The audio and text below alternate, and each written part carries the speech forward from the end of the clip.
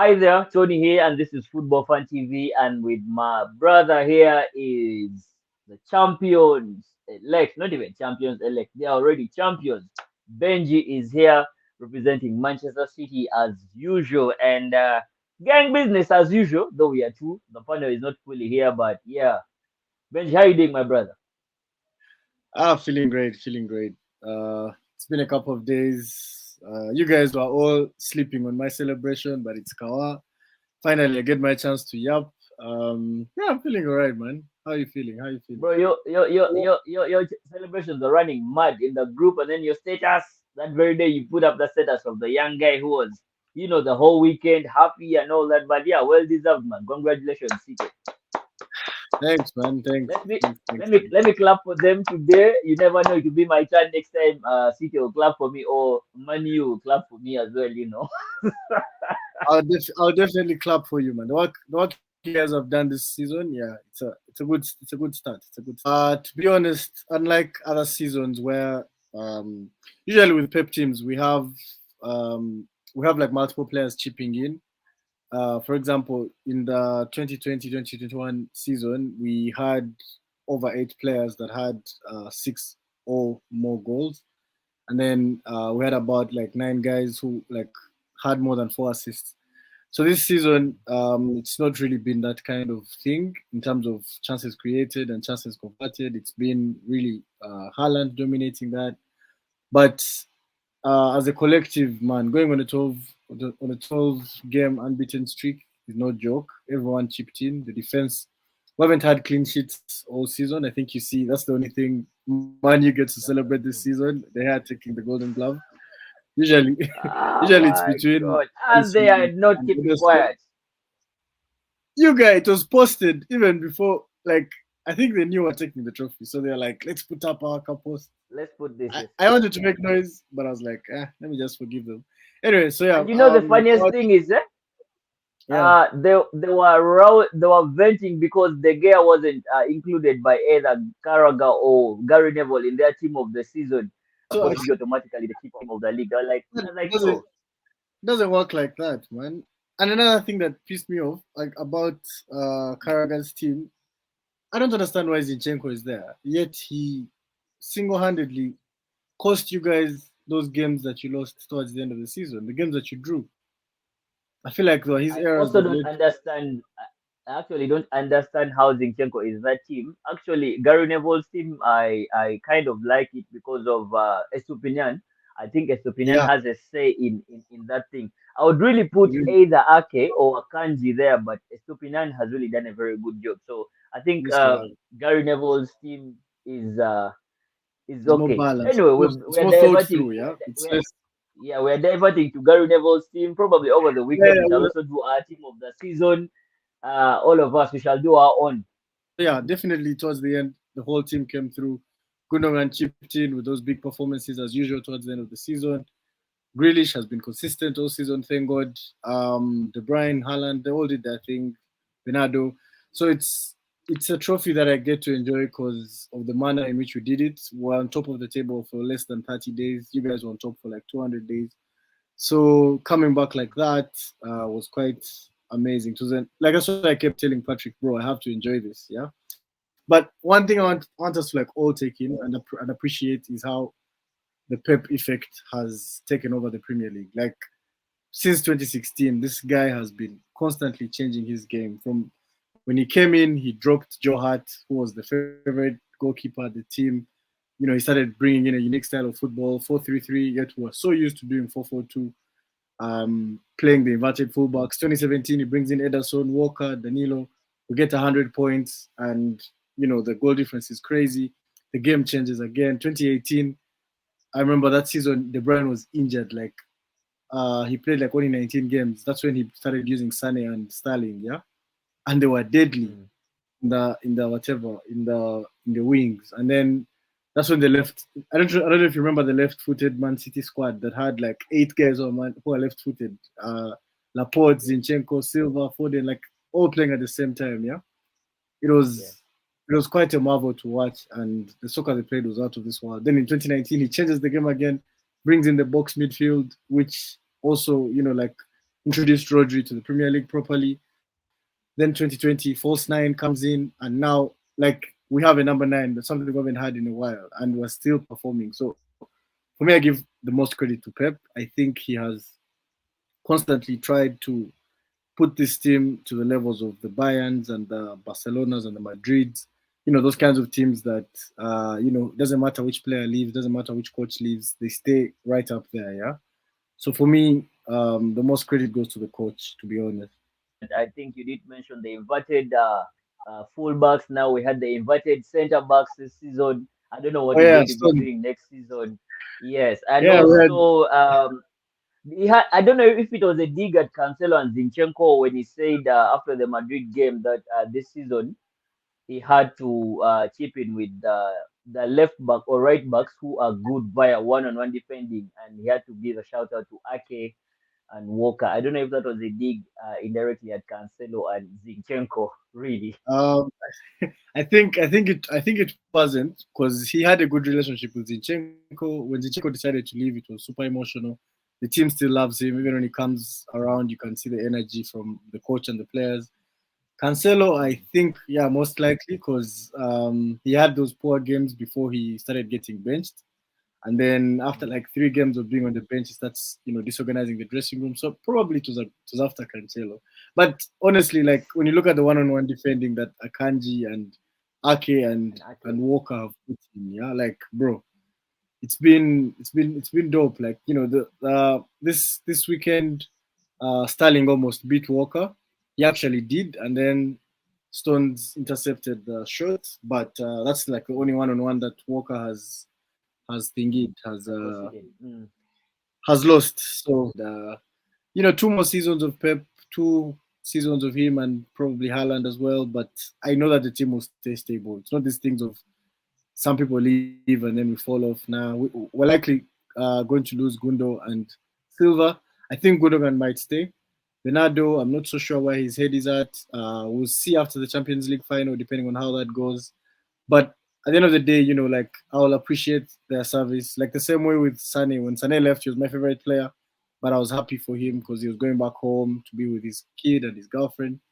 So, like we lose and we move on. Like that's I like this. I like the system at City. Yeah. About movements, I think if City wins the Champions League, I think Gundo would definitely move on. I have a feeling. However much he has been given that maybe 1 year contract with an option to add one.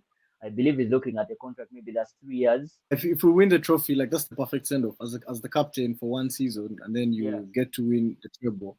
Like that's the perfect send off. I feel like he's in the that's a same boat perfect that setup, Ramos and was in. he would be one of the best captains or captain who was captain one of the best teams in the last, you know, in the last I don't know how many Yeah, in the years, last maybe 30 in the Premier or League 40 era, years. like right now, this team is being compared to the 1999 Man U that won the treble. Yes, they weren't the best team, but they did win the treble. Yeah, but when it comes to the great squads, the Invisibles, Thingy's team at Chelsea, Mourinho's team, Ferguson's Mm. last team before Ronaldo left, like those are the leagues were now being talked about. So if he's able to achieve the treble, like bro, even I would want to leave. Like man, why stick around and be on the bench? Probably because some new guy is coming in to fill your shoes. Like it's time to move on. I feel like he's in the same spot that Ramos was in when Ramos was asking for 2 years from Madrid, and somehow the management wasn't going to give it to him. Well, if you're liking the content, just subscribe to the channel. If you're a first timer, and as well, you can smash like down there, turn on the notifications as well, share and comment. So, talking about movements, Bukayo Saka is not leaving Arsenal for the next, I think, 4 years as he signed a new contract yesterday, worth 15 million a year per season. I think the boy deserves that contract. I hope it doesn't turn into another Aubameyang or Mesut Ozil situation. After signing the big contracts, they just go missing. I think it's a very like good move for him. It's a very significant decision on his part, committing his near future to Arsenal.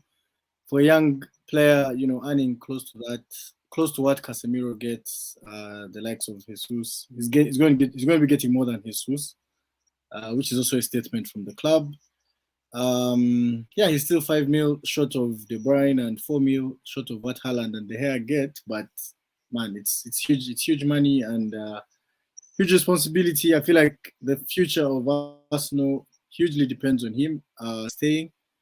So it's good that I've been able to secure him and Martinelli in the same season. So yeah, I guess it's a foundation for Even what's to come. even Odegaard is Ramsdale, next, right? even Ramsdale. Yeah, and then Odegaard. And then Saliba, Odegaard, right? Saliba is the next. Then Odegaard, yes. It's very good business, especially since he's a homegrown talent. I keep telling guys like the way to go right now is keeping players for more than 2, 3 seasons, not just buying star players. Like there'll always be that argument of Man City is a superstar team. None of those guys arrived as superstars. They were all promising players that came in and then they became superstars for Man City. Joao Felix doesn't want to go back to Spain. I think he's loving life in London. Ever since he came, I think he has scored 3 goals or 2 goals. I think three I for know of Chelsea, two. and I he know two. wants two. Three, yeah? Yeah, yeah, Okay. 2 or 3 goals, I think. Because now Fabrizio says he wants to stay at Chelsea. I don't know. Is Chelsea going to pay 90 million for Joao Felix after the loan spell he has had? Nah, nah, nah, nah, nah. I don't see that happening. I think I think they've splashed enough money. It's time to calm down. Yeah, Mm. he's definitely still very a player with potential, but I don't see his game growing under Pochettino. So, Mm. and I don't see the club being ready to splash out 90 mil yet. They're trying to get rid of players. Yeah, It's going to be wastage of resources after paying 21 million for him for just a short loan with everything. How yeah. would you go again and pay 70, close to 70 to 80 mils again for this player who has not, maybe, I don't know if it's because the whole Chelsea team has not been doing well or it's just narrowed down to his individual performances, but I think he has not had the best returns. No, it's not. It's actually not on him. For me, I think it's the whole team as a collective. When you look at the Mm, returns that Sterling had before he left Man City, the guy was averaging 12 goals per season and about 9 assists. Yeah, but mm. nothing has changed. It's not like he had a long-term injury. It's just that the team is not performing. Like yes, he's a very wasteful player, but even the chances he used to waste are not there at Chelsea. Mm. When you look at the potential that they have on pitch, Enzo Fernandez, the kind of football he played in the World Cup, and even before when he was still in Benfica, they have high quality players. They're just failing to gel together. I feel like the biggest threat next season is not even Arsenal, it's not even Liverpool, and it's definitely probably Chelsea. If they are able to click, they will be a force to reckon with, in my opinion. Neymar is available this summer, and there were rumors that Manchester United were pushing in for him, but then today, uh, well, actually yesterday, Fabrizio tweeted and said, Neymar and Manu might not work out, but he's definitely going to leave PSG in the summer, though PSG is sitting indoors with him to see a solution that is best suited for him. Do you think Newcastle will go coughing in for him since they have money? And Eddie Howe said yesterday that they are now going to go big in transfers. Do you think they are going to start breaking the bank for players like Neymar who are available? I think Neymar is not really the kind of player Eddie Howe would go for. Eddie Howe is going to build his team because he will need depth now that they're going into the Champions League. Having a superstar at a team like Newcastle would be amazing for the fans because they're finally seeing success after so many years. I think since they last had Alan Shearer, they've not really had like a big star player, and definitely Callum Wilson is not a poster child. Isak has the qualities of being a poster boy, but they need like if the owners want to go, toe to toe with these other big teams, then yeah, making a big signing would be quite a statement. But I don't think Neymar's attitude fits into the kind of game plan that Eddie Howe has. I don't see him at Newcastle. I don't see him in the Premier League to be honest, because I don't think there's so many guys that can afford his wages. Yeah. Well, So I think there's one man in London called Todd Boyle who could really afford him. You never know. I came across an interesting thread this Yeah, week go on. about the behind the scenes of how Tuchel got fired. Mm, It's a mashup. You'll die. mm, Some of the things Todd Bowley was doing were we're crazy. But anyway, rich guys are crazy. So yeah, maybe it's something we can discuss another day. But I'll send it to you. It was a very interesting thread. What was the other formation he said this team, he wanted this team to play with 12 people other than the 11? So you can really see he has no footballing brains. Really, he just comes out and dishes out the money. And then, Yeah, man, it's so weird. I should do the read up of that True Call story, but I think he's regretting it until now. His boyhood player, Declan Rice, is definitely going to be changing teams in the summer. But is yeah. he going to stay in London because Chelsea is interested? Arsenal looks like the four front runners, and then Manchester United is also sniffing around, and we believe Manchester United is willing to pay 90 million plus add-ons. Maybe that is close to what West Ham value him at. I think Arsenal has put in a structure internally of maybe how they want to tempt West Ham to sell Rice to to North London. But now Arsenal might want to pay in installments, but then West Ham would want their money up front. You see, that is how Arsenal ended up not getting Modric, and it's going to be a little bit a tight one. And why do you think Rice would fit if Arsenal could pay that money? I mean, if Manchester United was willing to pay that money, also Chelsea would want to pay that money. Why do you think he would fit best? I think it fits right into an Arsenal shirt. I definitely see him staying in London. I think Champions League football is the ultimate test for every player, and Arsenal has secured the spot, and the only way for Arsenal right now is up. Manu is still a bit shaky. You can't really understand what direction they're taking. So for me personally, I feel like from a player's perspective, Arsenal would be perfect for him. The style of soccer they play suits him. There's a number waiting to be taken up. I think we've seen from the last couple of games that Ateta is not sure of his midfield between Jorginho and Pate. Xhaka is leaving. So, yeah, I think Arsenal would be perfect for him. Brighton has secured Europa League football. I think that is, yeah, they have already secured it, but their star players, the World Cup winner and Moises Caicedo, are likely to leave. For McAllister, Liverpool is sniffing in, and then maybe they are getting close, like Fabrizio has said, to agreeing personal terms. But then maybe the next thing should do is the bidding, and also Manchester City were rumored to be in for McAllister, but then I think Manchester City has come out to maybe deny those rumors, and looks likely that Liverpool might be the one to take him up, and I have a feeling he's going to come good at Liverpool if Liverpool are to secure his deal, and they're looking at having it done early in June so that they can integrate him into the team easily and for a good while. And Caicedo is still up there, but they're saying he's being valued at 90 million. Arsenal went with 70 in the January transfer window, but still they refused to sell. So basically, it's going to be tight. I don't know your take on McAllister and Caicedo. 70 in installments of 1 mil per season. So they'll pay over the next 70 years. But I've never really understood Yeah, the economic like the man, economics, that but that thing is mad. I don't know why you just go with the money and pay it upfront. You behave like a big club. If you want to be a big club, behave like one really. Come on, you can't yeah, just you tell have me you to. 70 million and you still want to pay it in installments of 7 years. Man, that's mad. At That's least the give Wenger them mentality. 60. Tell them you're going to pay the 10 in add-ons or bonuses. Come on. Exactly.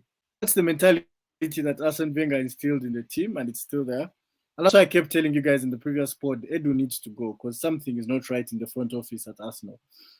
Brighton, first of all, an amazing job getting into Europa. What the coach has done there is just incredible. Those guys have a very standard system. They follow data. Like they have a lot of data on players. They use player data to analyze and whatever. So their scouting network is all over the world. The team is like a boiling pot of culture. South America, Europe, what they're reviving Welbeck, who was cast away. Probably even Daniel Sturridge can leave TikTok and come back and play for Brighton and he'll still be good. So And he starts scoring um, goals and he he scores a goal and then Brighton is doing good. And there's some guy who said if let's say you want to sign Caicedo from Brighton and Brighton is looking at let's say Mohamed Dahoud. as the replacement for Caicedo. You can ditch the Caicedo deal, go for the player they want to sign to replace Exactly, Caicedo because he's exactly. going to come and he's going to be better than them and he's going to It's be going to be double too the bad. price or triple the price they could buy. Exactly. Their But scouting the network is tricky top thing, notch. the tricky thing with them is that you don't even know their signings. Like they just happen. It's like All of they a have sudden, like when you see some, they have got the player. yeah, it's like they have these plainclothes security guys we have in Uganda who just appear out of nowhere with guns. Yeah, so Yeah, yeah, it's just it's different from the Chelsea guys who wake up and announce, we're going for Mikhail Mudrik. Brighton just yeah, does and we're their going to pay thing. the money they want. Exactly. So I love what they're doing. It's become the modern day Borussia Dortmund. Dortmund was really good at that at some point, getting players and selling them on a high. Going into Europa, I man, I love the way they play football. I love the Brighton Very football. beautiful It's sad. possession It's sad that football, they'll lose. really well drilled. Yeah, it's sad that they'll lose the star players, but Pascal Gross is going nowhere. Enciso is still Have available. Enciso, Undav is Mitoma is now backfiring. 27. Is at his peak. Mitoma Yeah, is there, yeah. they'll still have enough in the gun. But I think the best move for McAllister would be Liverpool because the midfield has been their biggest problem this season. Hopefully, when he gets there, they're able to settle it down and get back to the heights that we know they can hit. I also feel like it's time for Klopp to leave, Loki. But yeah, Klopp that's a is story for still another going day. to be at Liverpool, bro. That's a story for A another story years, for but another he's still day. going to be at Liverpool. They are getting a They'll new get some. new football director actually, and I think he's going to work well with Klopp actually. Yeah, they'll drink beer and talk, but let's see. Let's see how it goes. Yeah. Budweiser, Uh, giving Budweiser a free idea. Exactly. Instead of being an advisor, they'll be drinking Budweiser. So, bro, let's Yeah, wait and see. the Vinny saga. Oh my God, my bad. I've been Racism in I've Spain actually. I've been angry all day, man. Since yesterday, I've been Man, angry. I saw that thing at first. I didn't understand it. Then I realized if there's any incident where Vinny is talking, man, it has to be racism because he has suffered last season, the other season, all the same, and nothing is being done. I saw something like the Brazilian guys are wanting to come to Spain and apply their law that is in their country, then they do it in Spain. I don't know, something like that. I think accept them to do so. Eh? Yeah. Um, I love the support that he's getting. The Brazilian president even spoke out at the G7 summit about the same Mm, situation. Ancelotti lost his temper. The coolest guy in football lost his temper during the press conference and blasted a journalist who was accusing him of language barrier and of not hearing properly what the fans said. He was saying the fans called him an idiot and not a monkey. But it's quite infuriating. Like this thing in La Liga is I remember back then in 2006, the same thing happened to Eto. Um, yeah, and their protocol is so weird. Like they just announce as if they're begging the racists, please stop, please stop. they Like stop. They these guys don't are so ban them. sensitive. Yeah, Mm, like this, like the racists are so sensitive, so you have to beg them. Like, bro, I feel like the only way this thing is going to change is if the guys with the power, the players, the teams, if you start boycotting games, that's when they will feel it. mm, Like you real say for us, we're off this pitch, and there's no penalty that's going to like, be put in mm, place. Yeah, they're proposing something weird. If that happens, the end of the game, then the team who has a player that has been abused gets 3 points. The other one gets deducted 3 points. Then they fine them mm. some money, something like that. Like they've been coming up with proposals that don't really make sense. I hate that the leaders in the Liga are the biggest fans of racism. The president is fighting with Vinny on Twitter, accusing him of causing racism against himself. Like, bro, let me ask you like a simple question. In your like, if it were you playing professional football, yeah, how would you react to such a thing? Like, imagine you're in that scenario in a stadium as huge as the Mestalla, which is like 70K plus fans. How would you react, man? Would really feel dejected and definitely I would lose all the morale for football. At some point, I would feel like, you know what?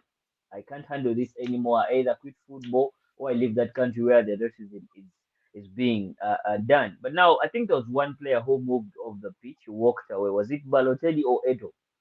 Yeah, it was I Balotelli. think It was Balotelli.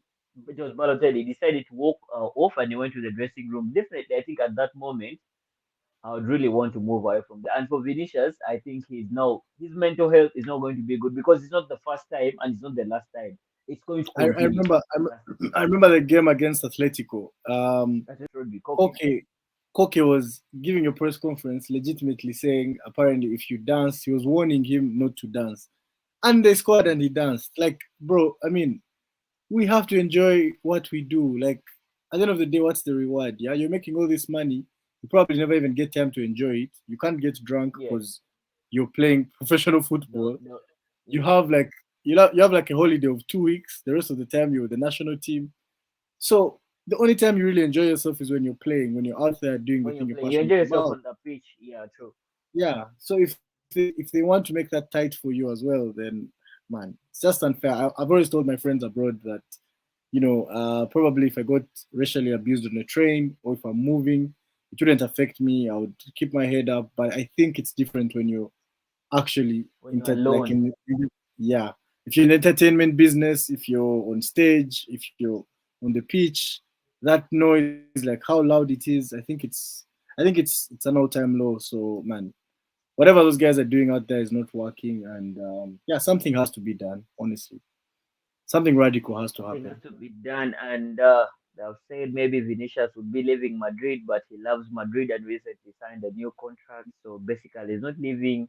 La Liga has to Yeah. do something, and also I think the Spanish government has to do something about racism. Yeah, you see, like those Me Too movements in Hollywood, how the chicks go together and are able to kick out those rapists and shit.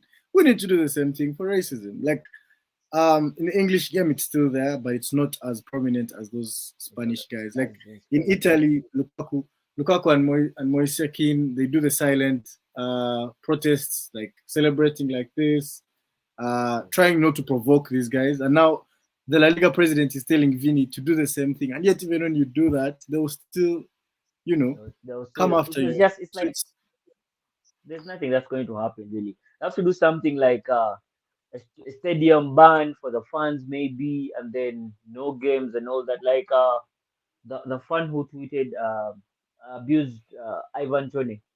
Uh, yeah, I think he was banned. Yeah, yeah. he has a stadium ban. I think that can really scare maybe the rest That is from the act. But yeah. Because remember, as passionate as these guys are about their racism, they're also passionate about the team they support. So if you ban them from that team, yeah, it really really hurts them. It will probably change something within them. Yeah, like we can't run away from the world that we live in right now. It's fucked up all around. People are doing crazy shit, but I mean, we can control these places that people come to have fun. Yeah, it's like we can't lose control over something like that, honestly. And I used to love the name Javier because of Javier Mascherano. I liked how he used to defend wholeheartedly. yeah. And also there was a guy I think in a Hernandez, soap when I was growing up called Javier. So the name yeah, the name always sounded cool. But now the La Liga president is called Javier, and I just don't want to hear the name Javier. again. Like, ah, It's not annoying. So, anyways, I think we'll end it on that sad note. Thank you so much for always liking the content, subscribing. Thank you for always sharing our content. Thank you for always viewing. Thank you for always watching. And my brother Benji, it's always a pleasure to have you on the show. Uh, I think one of these days we'll be coming to do a vlog from where you train the kids from. I think it's going to be a nice experience. We should organize that soon and we'll come there. please, that would be amazing. That would be amazing. Guys, let's Come make it around to here. 1K. Anyways, Show us some yeah, love. Spread the content. Get yeah, us to we're 1K. few Yeah, we subscribers have to to like 1K. Just send Benji, love. cheers. See you on the next one, bro. Yeah. All right, man. Cheers.